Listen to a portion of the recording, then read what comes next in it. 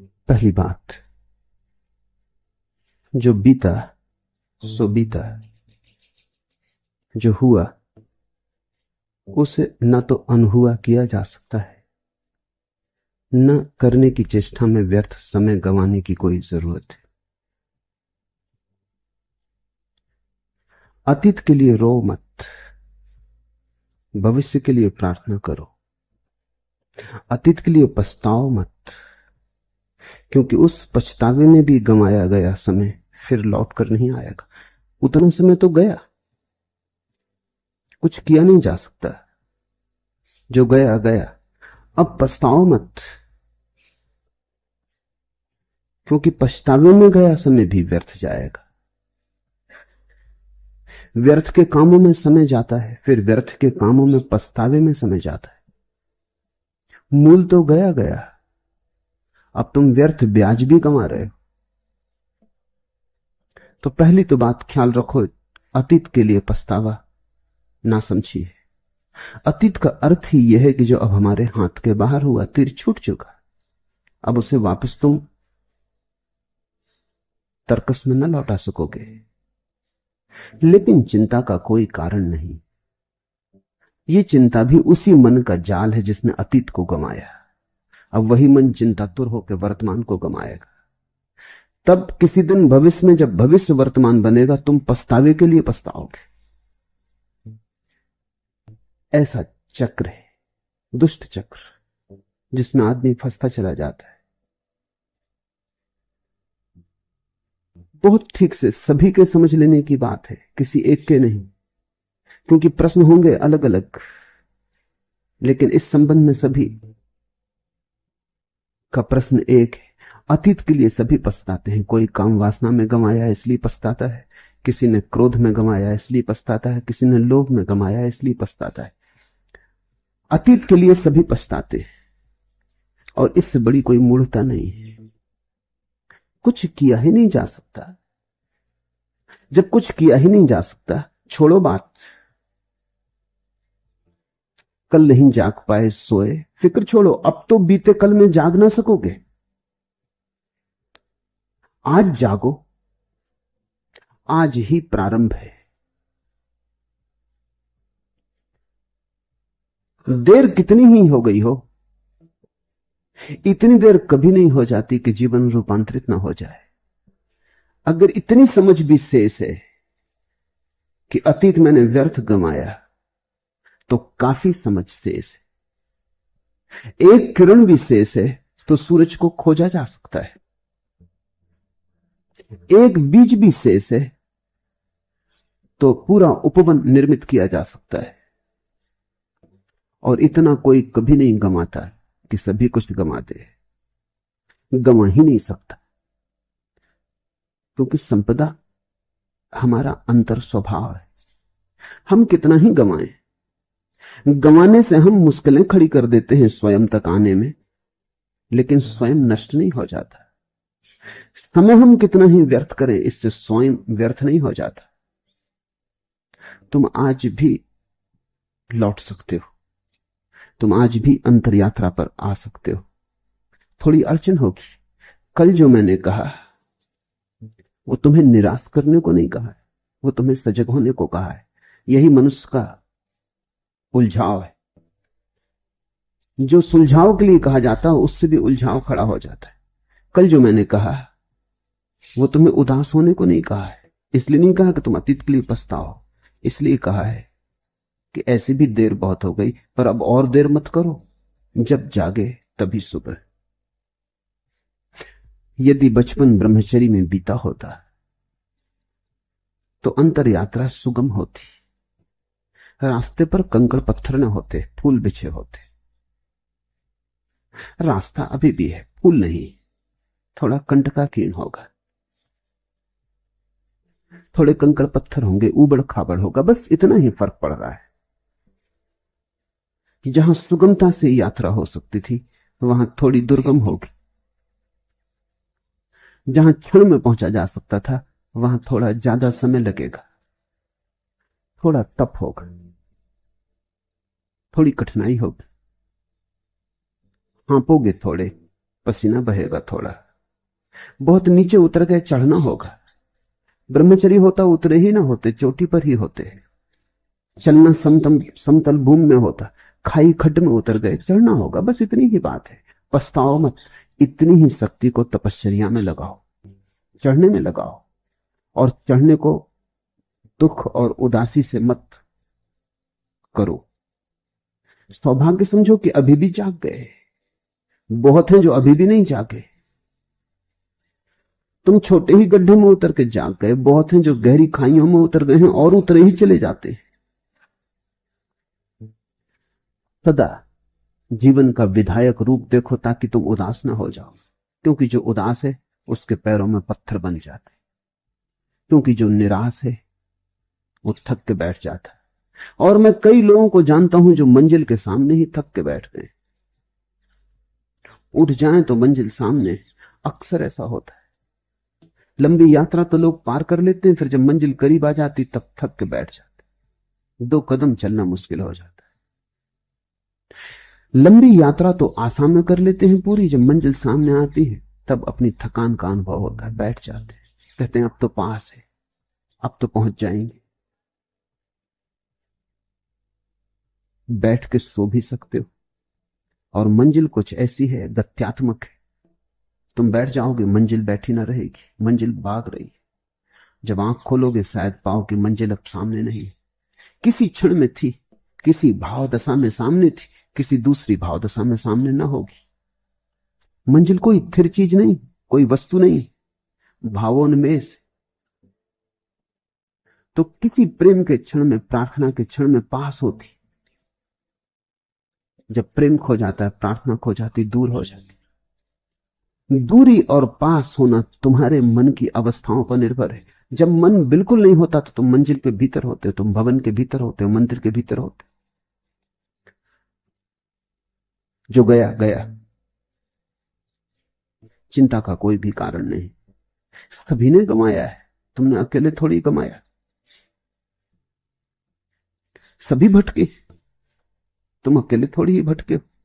शायद भटकाव भी जरूरी था, शायद वही भटकाव तुम्हें मेरे पास ले आया है।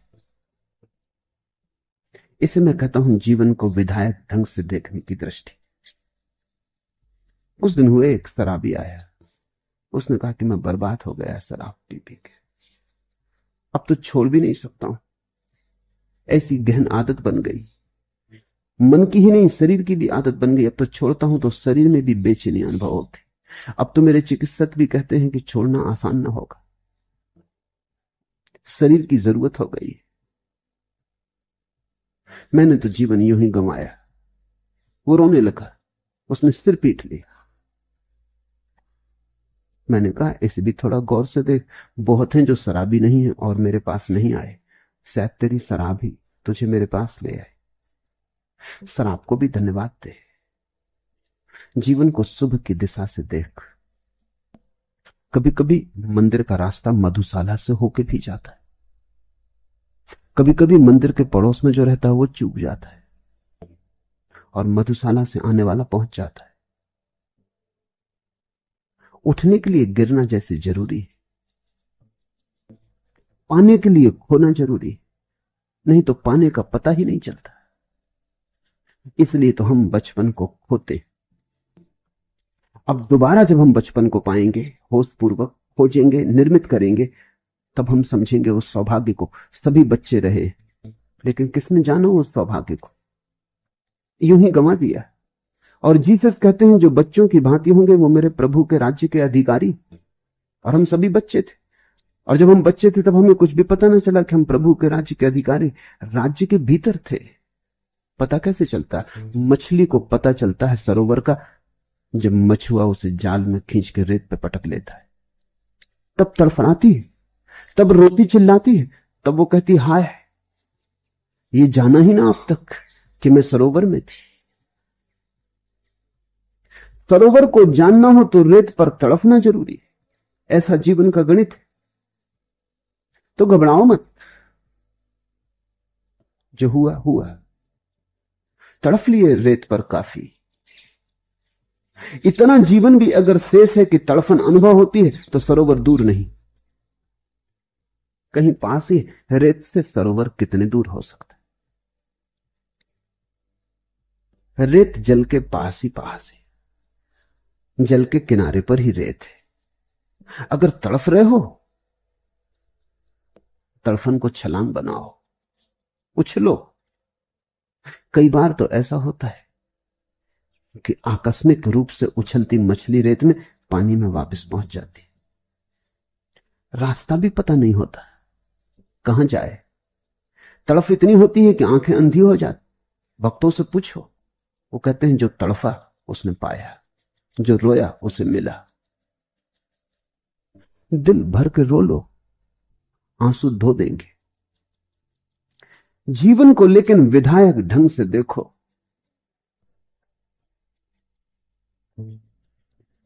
चल रहा है पर पहुंचना लक्ष्य पर इसका अनिश्चित। कर्म कर भी कर्म फल से यदि रहा यह पांथ वंचित। विश्व तो उस पर हंसेगा, खूब भूला खूब भटका, किंतु गाय पंक्तियां दो वह करेगा धैर्य संचित। व्यर्थ जीवन की रटन क्या, दो नयन मेरी प्रतीक्षा में खड़े। यही श्रद्धा है कि परमात्मा तुम्हारी बाट जोहता है। कितने ही दूर चले गए, सब तुम्हारी प्रतीक्षा करता है। तुम ही नहीं खोज रहे हो, परमात्मा भी तुम्हें अंधेरे में खोज रहा है।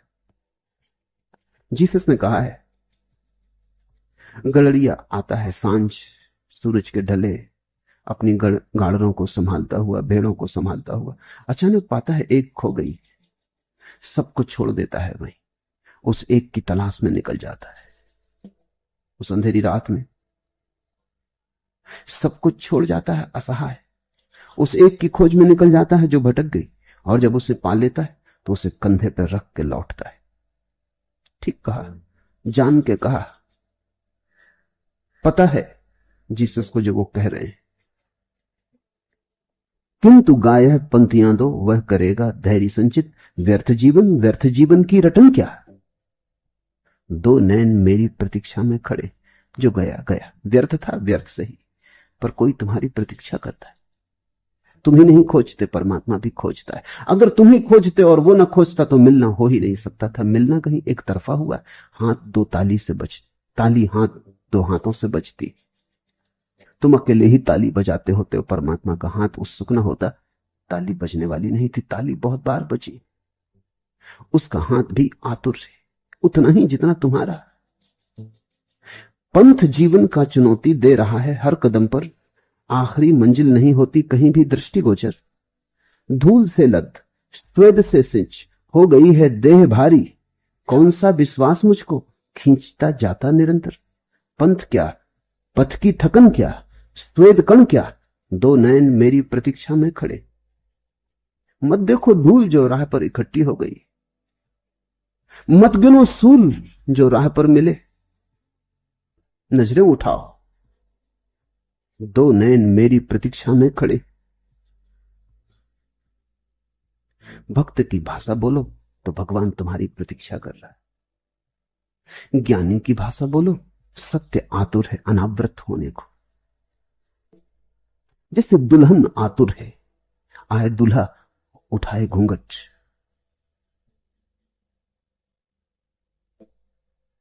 सत्य आतुर है। घबराओ मत, भूलों चूकों का हिसाब मत रखो। परमात्मा कृपण नहीं, कंजूस नहीं। पंडितों ने, पुरोहितों ने तुमसे कितना ही कहा हो कि वो तुम्हारे पापों का हिसाब रखेगा, मैं तुमसे कहता हूं वो पापों का हिसाब रख ही नहीं सकता। परमात्मा और पापों का हिसाब रखे, ये बात ही कुछ बड़ी दुकानदारी की हो जाती।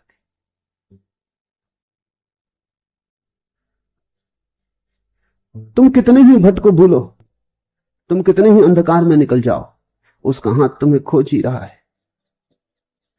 इसलिए विधायक दृष्टि को पकड़ो। पहली बात, जो हुआ हुआ, समझो कि देखा था एक दुख स्वप्न, इससे ज्यादा है भी नहीं तुम्हारी जिंदगी। ब्रह्मचर्य भी एक मधुर स्वप्न है, ब्रह्मचर्य भी एक मधुर स्वप्न है। निश्चित ही रात अगर मधुर स्वप्न देखे तो सुबह तुम थोड़े ज्यादा मुस्कुराते उठते हो, बस इतना ही फर्क है। रात दुख स्वप्न देखे, छाती पर राक्षसों को सवार देखा, पहाड़ से गिराए गए, चट्टानों पर पीटे गए, छाती पर हिमालय रख दिया किसी ने। सुबह उठते हो थोड़े परेशान से, लेकिन परेशानी कितनी देर टिकती है? आखिर ये भी सपना है, दुख स्वप्न, नाइटमेयर, पर है तो सपना है। और मधुर सपनों से मिली हुई ताजगी, गंध, वो भी कितनी देर टिकती है? घड़ी में दोनों खो जाते। जागो, ब्रह्मचर्य व्यभिचार दोनों निद्रा में हुए। हो सकता है कि मधुर सपने देख लेते, जब सपने देखने ही थे मधुर देख लेते। अच्छा, न देख पाए, छोड़ो, सपने सपने। अब तुम देखना मन का उलझाव क्या है। जब मैं कह रहा हूं सपने सपने हैं, तब जिन्हें व्यभिचार करना वो कहेंगे अरे पहले ना सोचा, चलो अभी भी क्या देर हुई। अगर सपने ही हैं दोनों तो फिर व्यभिचार ही चुन लो, फिर ब्रह्मचर्य की पंचायत क्या। कल मैंने तुमसे कहा था अगर ब्रह्मचर्य हो सत्य के पास आना सुगम हो जाएगा। तो तुमने सोचा बड़े पाप किए, व्यभिचार किया, बड़े भोग में डूबे रहे, तो तुम थके मांदे, उदास, धूल सने, परेशान, व्यथित आ गए। कल मैंने कहा था यदि बच्चे ब्रह्मचर्य में पल सके तो उन्हें संसार का अनुभव प्रगाढ़ होगा। ब्रह्मचर्य की पृष्ठभूमि में जीवन की सारी रेखाएं साफ उभर आएंगी। तुम्हें उदास करने को न कहा था? अब तुम तो बच्चे हो नहीं सकते, इस जन्म में तो नहीं, अगले जन्म में होगे। अगर न जागे तो होना ही पड़ेगा, ख्याल रखना। खैर, अगले जन्म में तुम शायद भूल ही जाओगे, क्योंकि होश से मरोगे इसकी संभावना बहुत कम। तो तुम्हारे बच्चे होंगे, कम से कम उनका ख्याल रखना।